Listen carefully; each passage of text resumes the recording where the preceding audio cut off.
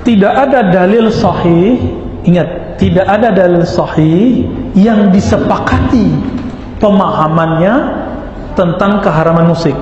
Yang ada cuma hadis riwayat Imam Bukhari, Nabi SAW bersabda, akan datang satu zaman aqwamun yastahilluna al-khamra, ya, sekelompok orang, beberapa kelompok orang menghalalkan khamar, apalagi biduanita, lalu kemudian sutra, dan terakhirnya kalimatnya wal ma'azif.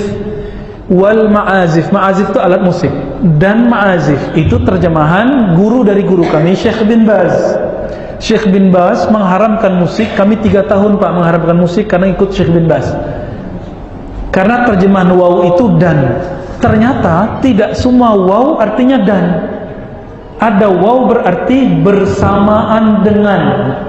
Itu yang dipakai oleh Maulana Syekh Ali Jum'ah dan Ahmad Thayyib dan Syekh Tantawi dan marah Syekh Al-Azhar dari dulu. Maka Syekh Azhar tidak ada satupun yang mengharamkan musik.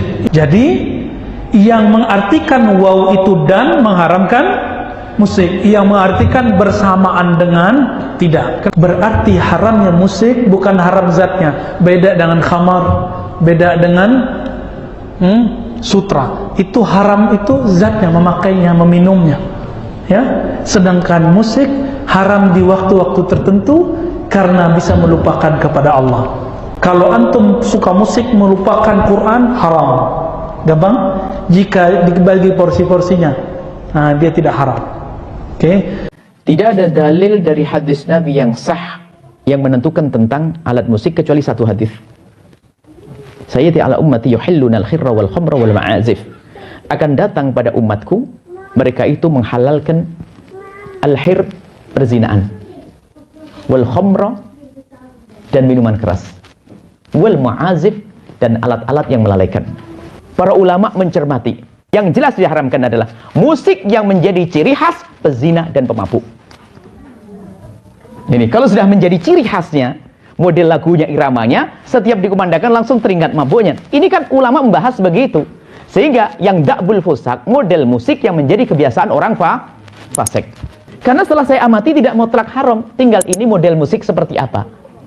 Nah, kalau sudah menjadi musik ciri khasnya, mohon maaf, orang buka aurat, mabuk dan sebagainya, ya jangan. Maka ada beberapa hadis yang mengecam. Contohnya, min mazamiris syayatin, seruling itu adalah seruling setan. Tapi setelah diteliti oleh Syekh Yusuf Al-Qaradawi, Ikatan Ulama Dunia, pusatnya di Qatar, kata beliau, bukunya sudah diterjemah ke bahasa Indonesia, nama penerbitnya Gip Gema Insani Press, Jakarta. Di situ disebutkan hadis tentang larangan alat-alat musik, hadisnya dhaif, tak bisa dijadikan dalil hukum. Kesimpulan beliau bahwa hadis tentang musik itu, lihat dulu musiknya. Kalau musiknya baik maka boleh, tapi kalau syairnya tak baik tak boleh. Apa dulu musik? Jangan-jangan ribut masalah musik, antum sendiri nggak kenal musik. Antum menghukumi musik, handphone antum sendiri banyak musiknya. Ringtone, tone itu kan musik. Begitu bunyi, musik itu haram. Bunyi, teng-teng gitu kan? Masya Allah, haram semua tuh di HP antum tuh. Di setiap suara menghasilkan irama itu disebut dengan musik. Dan pada hakikatnya alat tuh nggak ada hukumnya. Nah, antum belajar usul fikih dulu. Hukum itu tidak melekat pada benda. Hukum itu melekat pada amalan. Ingat, pada amal, bukan pada benda. Golok digunakan untuk apa? Kalau digunakan untuk sembelih hewan korban, maka hukumnya dia halal. Tapi kalau digunakan untuk, nah ini poinnya, misal ancam orang, bunuh orang, nggak boleh seperti itu, haram hukumnya golok digunakan demikian. Ini dibagi dua nanti. Ya, yang pertama, ada yang tidak menggunakan alat, jadi suara. Dan orang Arab sudah terbiasa tentang itu. Maka ketika mereka membuat syair, di antara unsur syair itu salah satunya musik. Kalau antum belajar jurusan bahasa Arab, berbicara tentang syair itu pasti itu akan belajar itu. Di antaranya ada irama, musik di situ.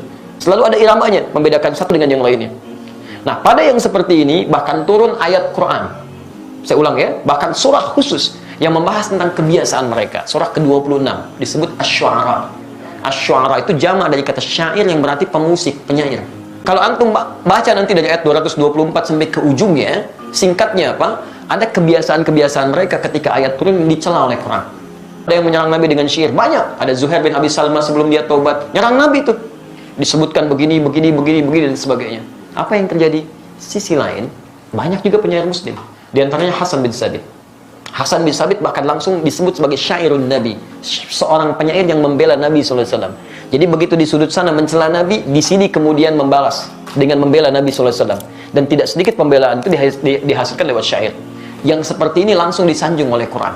Illal ladzina amanu, kecuali para penyair yang beriman kepada Allah Subhanahu wa taala. Yang dengan syairnya dijadikan untuk membela Islam dan mengangkat nilai-nilai kebaikan. Dan Nabi SAW ketika pulang dari perang Tabuk pulang, itu disambut dengan syair. Dan beliau diam. Tala'al badru alaina min thaniyatil wada'i ya wajaba syukru alaina mad'a lillahi da'i. Dan antum ada yang kemudian membuat dengan musik-musik kasidah itu asalnya kan itu syair. Bukankah pernah Nabi SAW datang ke rumahnya Sayyidah Aisyah? Baik, apa yang terjadi? Rupanya di situ sedang ada pesta yang diadakan oleh Sayyidah Aisyah, sedang bergembira. Tiba-tiba ada dua di antara khadimahnya sedang bermain gendang gitu kan? Baik, tobul. Dia sedang kemudian bersyair. Datang Abu Bakar. Ketika Abu Bakar datang dikatakan, Abi mazmuri syaitani fi baitin Nabi sallallahu alaihi wasallam. Ini yang setan ada di rumah Nabi.